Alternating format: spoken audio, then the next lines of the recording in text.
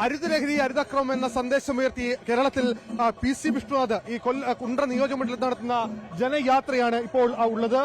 ഒരു കേരളത്തിലെ MLA ഇത്തരത്തിലൊരു ജനയാത്ര നടത്തുന്നത് ആദ്യമായിരിക്കാം. ലഹരിക്കെതിരെയുള്ള ക്യാമ്പയിൻ അത് വലിയ രീതിയിൽ സമൂഹത്തിലേക്ക് എത്തിക്കുക എന്നുള്ള സന്ദേശമാണോ ഇതിലൂടെ ലക്ഷ്യം വെക്കുന്നത്? നിയോജകമണ്ഡലം തലത്തിൽ ഇങ്ങനെ ഒരു പദയാത്ര കേരളത്തിൽ ആദ്യമായിട്ടാണ്. തീർച്ചയായും ലഹരിക്കെതിരെ ഒരു സന്ദേശം കൊടുക്കുക, 2 ജനങ്ങൾക്ക് ആത്മവിശ്വാസം കൊടുക്കുക, 3 ഈ മാഫിയയുടെ കണ്ണികൾ അറുക്കാൻ നമുക്ക് ജനങ്ങളുടെ പിന്തുണ തേടുക. ഈ 3 ലക്ഷ്യങ്ങളാണ് ഈ യാത്രയ്ക്കുള്ളത്. തീർച്ചയായും ഇന്ന് അവസാനത്തെ പഞ്ചായത്താണ്. എല്ലാ പഞ്ചായത്തിലും നടന്നു തന്നെയാണ് ഈ സന്ദേശവുമായി മുന്നോട്ട് പോയത്. ഒരു കാര്യത്തിൽ വലിയ സന്തോഷമുണ്ട്. കാരണം കുട്ടികളെയാണ് ഈ മാഫിയ ഏറ്റവും കൂടുതൽ അതിൽ ചതിയിൽപ്പെടുത്താൻ നോക്കിക്കൊണ്ടിരുന്നത്.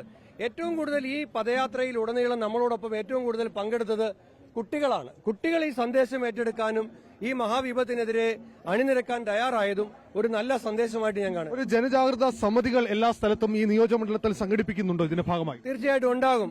വാർഡ് തലത്തിലുള്ള ജനകീയ ജാഗ്രതാ സമിതികൾ ഉണ്ടാക്കിയെങ്കിൽ മാത്രമേ നമ്മുടെ ഓരോ പ്രദേശത്തും ദുരൂഹമായ സാഹചര്യത്തിലുള്ള ലഹരി കച്ചവടമൊക്കെ നടക്കുന്നു എന്നുള്ളത് കൃത്യമായി അറിയാനും അത് എൻഫോഴ്സ്മെന്റിന്റെ ഉദ്യോഗസ്ഥന്മാരെ അത് അവരിലേക്ക് ആ സന്ദേശം മെസ്സേജ് എത്തിക്കാനും ഒക്കെ കഴിയണമെങ്കിൽ ഈ വാർഡ് തലത്തിൽ തന്നെ ജനകീയ ജാഗ്രതാ സമിതികൾ ഇതിന്റെ ഭാഗമായിട്ടുണ്ടാകും.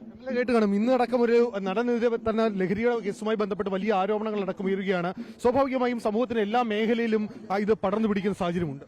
മലയാളത്തിന്റെ പ്രിയപ്പെട്ട നടി വിൻസി അലോഷ്യസ് അവർക്ക് വളരെ പ്രമുഖനായ ഒരു നടനിൽ നിന്നും അദ്ദേഹം ലഹരി ഉപയോഗിച്ച് സിന്തറ്റിക് ഡ്രഗുകൾ ഉപയോഗിച്ച് അതിന്റെ അടിസ്ഥാനത്തിൽ അവരോട് മോശമായി പെരുമാറി എന്ന് അവർ പരസ്യമായി പറയുന്ന ഒരു സാഹചര്യം ഇപ്പൊ നമ്മുടെ സമൂഹത്തിൽ നിലനിൽക്കുകയാണ്.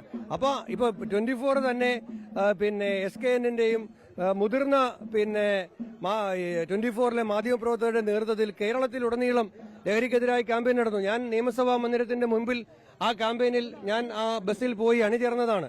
അപ്പം നമ്മളെല്ലാവരും 24 അതിന്റെ സാമൂഹ്യ ഉത്തരവാദിത്വം നിറവേറ്റുന്നു.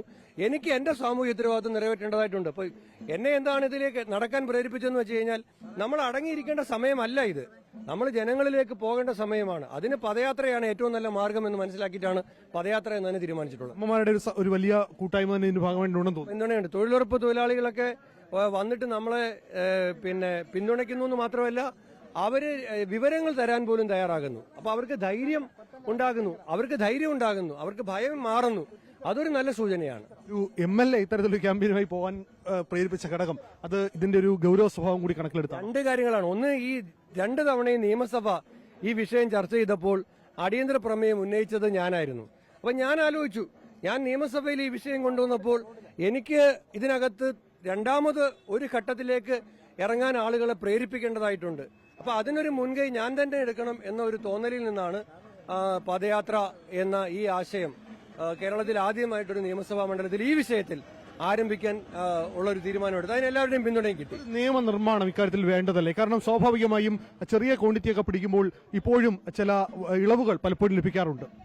അത് ഇളവ് കിട്ടുന്നുണ്ട്. ഇപ്പം കേരളത്തിലെ ഒരു ഹോസ്റ്റലിൽ നിന്നും ഇത് പിടിച്ച സമയത്ത് ആ മുറിയിൽ നിന്ന് ത്രാസ് കണ്ടെത്തിയപ്പോൾ അതിൽ നിന്ന് നമ്മൾ മനസ്സിലാക്കേണ്ടത് ത്രാസ് കണ്ടെത്തിയെന്ന് പറയുമ്പോൾ ഇത് പിടിക്കപ്പെടാത്ത അത്രയും അളവിൽ പൊതിയാക്കി വിപണനം ചെയ്യുക. അപ്പൊ അതിനാണ് ഈ അളവ്.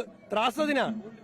ക്വാണ്ടിറ്റി കുറയ്ക്കുക, പിടിക്കപ്പെടാത്ത അത്രയും അളവിൽ പൊതിയാക്കി കച്ചവടം നടത്തുക. ഇതാണ് നടത്തിക്കൊണ്ടിരിക്കുന്നത്. അപ്പം നിയമങ്ങളിൽ കർശനമായ കാര്യങ്ങൾ കൊണ്ടുവരണം, മാറ്റം ഉണ്ടാകണം.